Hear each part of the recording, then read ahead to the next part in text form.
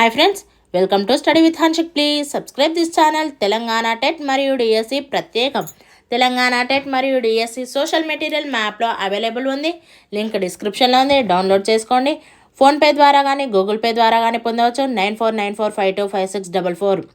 మొన్న జరిగిన previous question paper 2 June 2024 shift 2 psychology. పియాజే ప్రకారం కింది వాటిలో ఒకటి పూర్వ ప్రచాలక దశ యొక్క లక్షణం కాదు. 1 విపర్యాత్మక భావన, 2 అంతర్నిహిత ఆలోచన, 3 అహం కేంద్రీకృత ఆలోచన, 4 సర్వాత్మవాదం.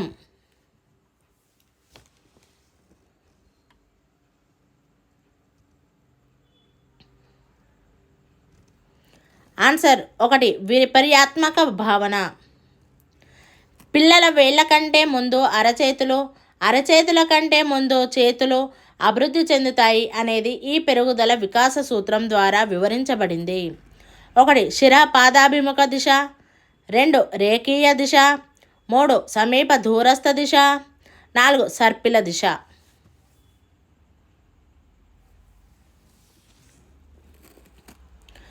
ఆన్సర్ 3 సమీప దూరస్థ దిశ.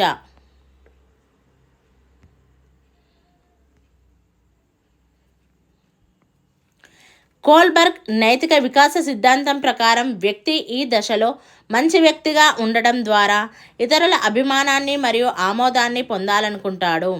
1 సాంప్రదాయ స్థాయి దశ 4, 2 ఉత్తర సాంప్రదాయ స్థాయి దశ 5, 3 ఉత్తర సాంప్రదాయ స్థాయి దశ 6, 4 సాంప్రదాయ స్థాయి దశ 3.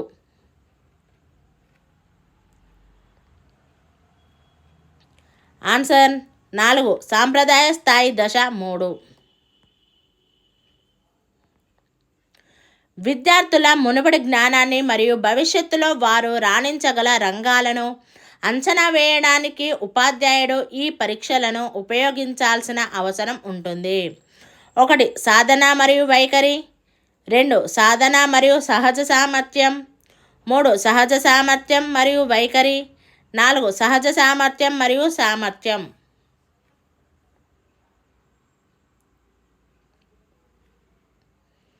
ఆన్సర్ 2 సాధన మరియు సహజ సామర్థ్యం. శాబ్దిక మరియు అశాబ్దిక అంశాలు రెండింటినీ కలిగి ఉండే ప్రజ్ఞా పరీక్ష. 1 the Wechsler scale, 2 the army alpha test, 3 the army beta పరీక్ష, 4 రావెన్స్ ప్రోగ్రెసివ్ మాట్రిసిస్ పరీక్ష.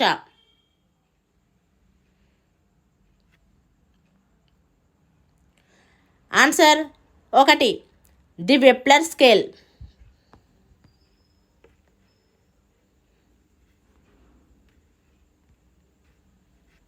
ఒక వ్యక్తి తన కుమార్తె వివాహానికి తనకు అత్యంత సన్నిహితులలో ఒకరిని ఆహ్వానించడం మర్చిపోయి, ఏమైనప్పటికీ అతను ఆ సమయంలో అంతర్జాతీయ పర్యటనకు పోవాలనుకున్నాడు కాబట్టి అతను రాలేదు అని తన చర్యను సమర్థించుకున్నాడు.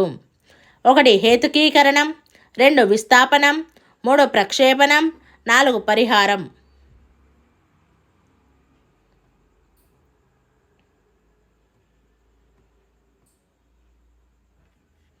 ఆన్సర్ 1 హేతుకీకరణం. మనోసాంఘిక సిద్ధాంతంను ఈ మనోవిజ్ఞాన శాస్త్రవేత్త అందించారు. 1 Sigmund Freud, 2 Carl Rogers, 3 Erik Erikson, 4 Cattell.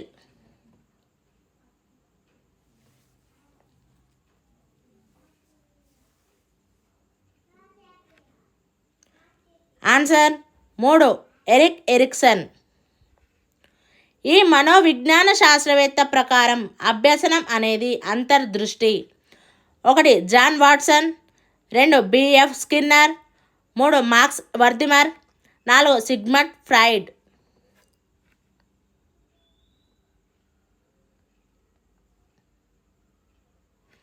Answer 3 Max Wertheimer.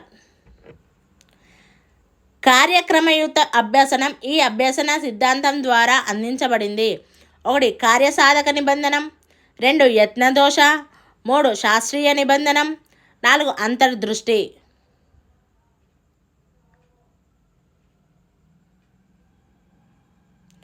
Answer 1 కార్యసాధక నిబంధనం.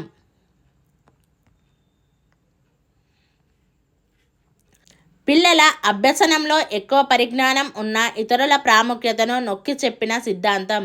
1 యత్నదోష సిద్ధాంతం, 2 సాంఘిక సాంస్కృతిక సిద్ధాంతం, 3 అంతర్దృష్టి అభ్యసనం, 4 కార్యసాధక నిబంధనం.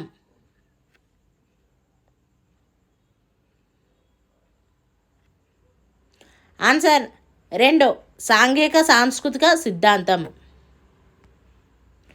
వయోలిన్ నేర్చుకోవడం సితార్ నేర్చుకోవడంలో జోక్యం చేసుకుంటుంది.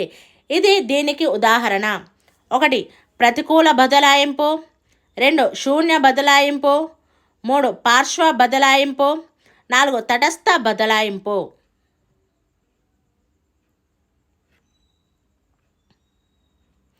ఆన్సర్ 1 ప్రతికూల బదలాయింపు. SQ4R అభ్యసన మరియు స్మృతి టెక్నిక్లో ఉన్న దశల సంఖ్య. 1 5, 2 4, 3 6, 4 3.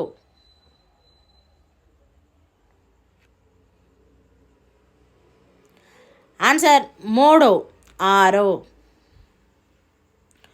మాస్లో ప్రేరణ సిద్ధాంతంలో ఆప్యాయత అనేది 1 శారీరక అవసరం, 2 గౌరవ అవసరం, 3 భద్రత అవసరం, 4 ప్రేమ మరియు వాత్సల్య సంబంధిత అవసరం.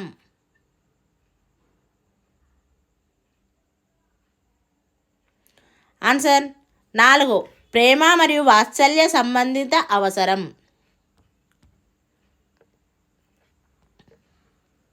అభ్యాసకుడి కేంద్రీకృత బోధనలో బోధకుడు. 1 కఠినమైన క్రమశిక్షణ పాటిస్తాడు, 2 ఒక వనరుగా ఉపయోగించబడతాడు, 3 ఎటువంటి పాత్ర పోషించడు, 4 తరగతి గది నిర్వహణలో ఖచ్చితంగా ఉంటాడు.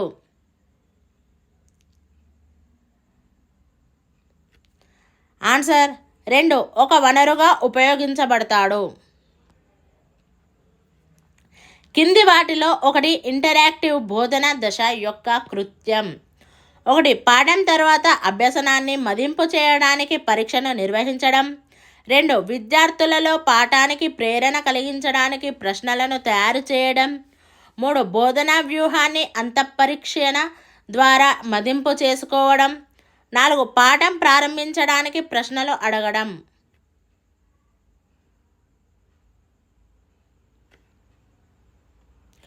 ఆన్సర్ 4 పాఠం ప్రారంభించడానికి ప్రశ్నలు అడగడం. బ్రూనర్ ప్రకారం క్రియాత్మక ప్రాతినిధ్యంలో పిల్లలు ఉపయోగించేవి: 1 చలన కృత్యాలు, 2 భాష, 3 చిహ్నాలు, 4 మానసిక చిత్రాలు.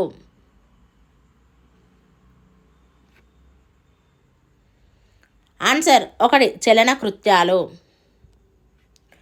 శోధన ఆధారిత అభ్యసనానికి సంబంధించి కింది వాటిలో సరైనది: 1 అభ్యాసకులలో బట్టి అభ్యసనంను పెంపొందిస్తుంది, 2 అభ్యాసకులలో సమస్యలను పరిష్కరించే నైపుణ్యాలను అభివృద్ధి చేస్తుంది, 3 అభ్యాసకుడితో పోలిస్తే ఉపాధ్యాయుడి పాత్ర చురుకుగా ఉంటుంది, 4 ఇది ఉద్దీపన ప్రతిస్పందన అభ్యసన సిద్ధాంతంపై ఆధారపడి ఉంటుంది.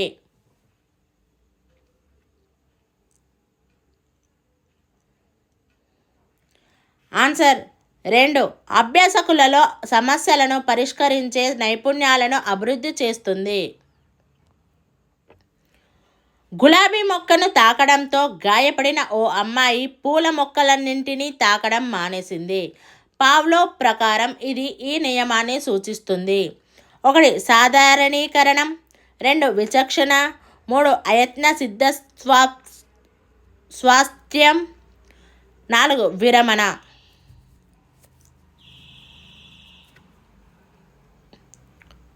ఆన్సర్ 1 సాధారణీకరణం. నిర్మాణాత్మక మదింపుకు సంబంధించని దానిని గుర్తించండి. 1 ఇది ఒక విద్యా సంవత్సరంలో 2 సార్లు నిర్వహించబడుతుంది, 2 ఇది బోధనాభ్యాసన ప్రక్రియలో భాగంగా నిర్వహించబడుతుంది, 3 ఇది విద్యార్థులకు మరియు ఉపాధ్యాయులకు పరిపుష్టిని అందిస్తుంది, 4 సంగ్రహణాత్మక మదింపుతో పోల్చినప్పుడు ఇది నమ్యమైనది.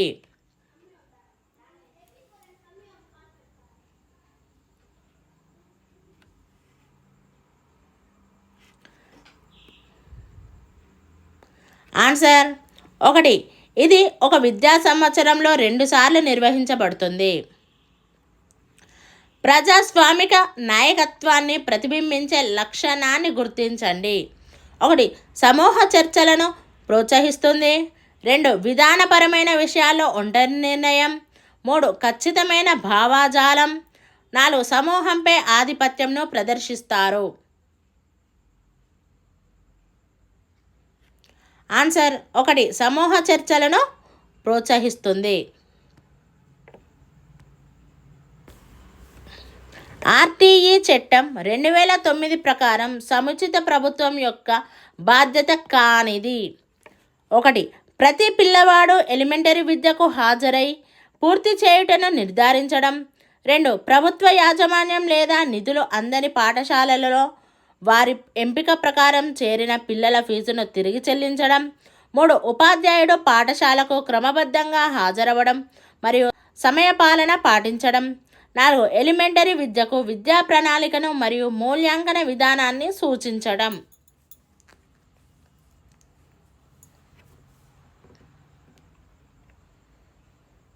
ఆన్సర్ 2. ప్రభుత్వ యాజమాన్యం లేదా నిధులు అందని పాఠశాలలలో వారి ఎంపిక ప్రకారం చేరిన పిల్లల ఫీజును తిరిగి చెల్లించడం.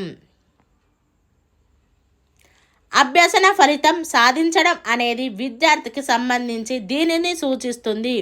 1. ర్యాంక్. 2. ఆసక్తి. 3. సాధన. 4. ప్రేరణ.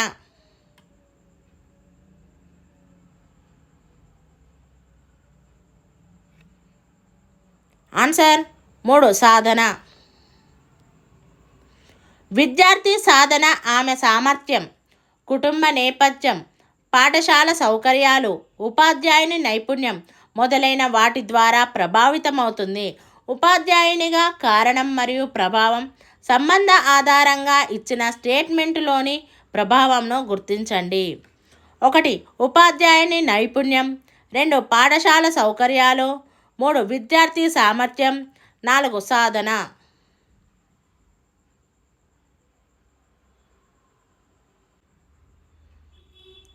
ఆన్సర్ 4. సాధన. సమర్థవంతమైన ఉపాధ్యాయుడు విద్యార్థుల వైయక్తిక భేదాలతో ఈ విధంగా వ్యవహరిస్తాడు. 1. విద్యార్థుల వైయక్తిక భేదాలను తొలగించుటకు కృషి చేస్తాడు. 2. విద్యా సంవత్సరం ప్రారంభంలో వారి సామర్థ్యాల ఆధారంగా విద్యార్థులను సమూహాలుగా ఏర్పరిచి వారికి విడిగా బోధిస్తాడు. 3. పిల్లలందరి వైయక్తిక భేదాలను పరిగణలోకి తీసుకొని బోధనాభ్యసన ప్రక్రియను అమలు చేస్తాడు. 4. అకాడమిక్ అంశాలకు సంబంధించిన వైయక్తిక భేదాలను పరిగణలోకి తీసుకొని ఇతర అన్ని అంశాలను విస్మరిస్తాడు.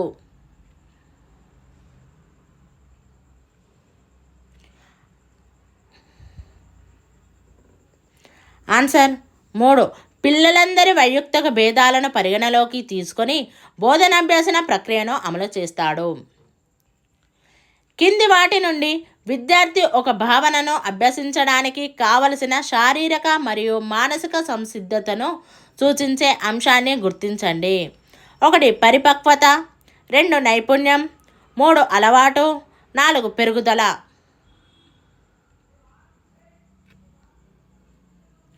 ఆన్సర్ 1. పరిపక్వత. ఎడ్యుకేషనల్ టెక్నాలజీ వేగంగా అభివృద్ధి చెందుతున్న ప్రస్తుత స్థితిలో ఉపాధ్యాయుడు 1. ఎటువంటి పాత్ర పోషించడు. 2. అభ్యాసకులందరి సౌకర్యకర్తగా పాత్ర పోషించాలి. 3. మొదటి తరం అభ్యాసకులకు మాత్రమే పాత్ర పోషించాలి. 4. అభ్యాసకుల కోరిక మేరకు మాత్రమే పాత్రను పోషించాలి.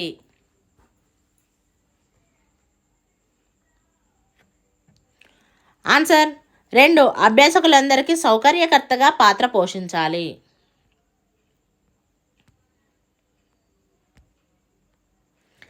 పిల్లలలో ఆప్యాయత లేమి యొక్క ప్రభావాలను గుర్తించండి. ఏ. వాగ్వికాసం ఆలస్యమవుతుంది. బి. ఇతరులతో కలిసిపోవడంలో ఇబ్బంది. సి స్వార్థపూరితంగా ఉండడం, డి ఏకాగ్రతగా ఉండలేకపోవడం.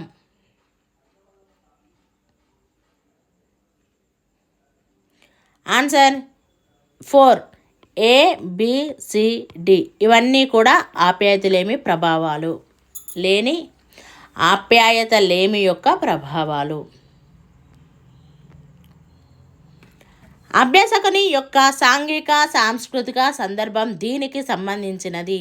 1 అభ్యాసకుడి గుర్తింపు, 2 అభ్యాసకుడి సామర్థ్యం, 3 అభ్యాసకుడి అనువంశికత, 4 అభ్యాసకుడి సాధన.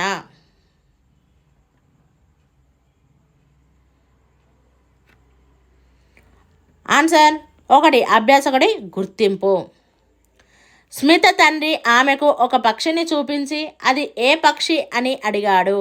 స్మిత ఈ పక్షి లక్షణాలను వివిధ పక్షుల గురించి తనకున్న స్మృతితో పోల్చి ఇది పావురం అని చెప్పింది. ఇక్కడ స్మిత ఆలోచన: 1 సమైక్య, 2 విభిన్న, 3 పార్శ్వ, 4 మననశీల.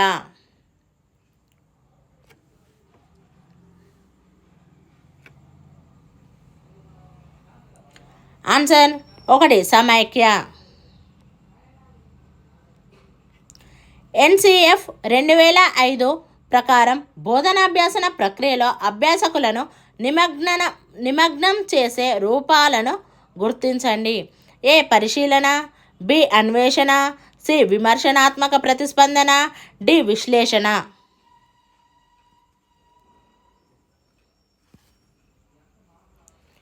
Answer 1 ABCD. ఇవన్నీ కూడా నిమగ్నం చేసే రూపాలు. Thank you friends. ఈ వీడియో కనుక నచ్చినట్లయితే లైక్ చేయండి, షేర్ చేయండి, కామెంట్ చేయండి, సబ్స్క్రైబ్ చేయండి ఫ్రెండ్స్.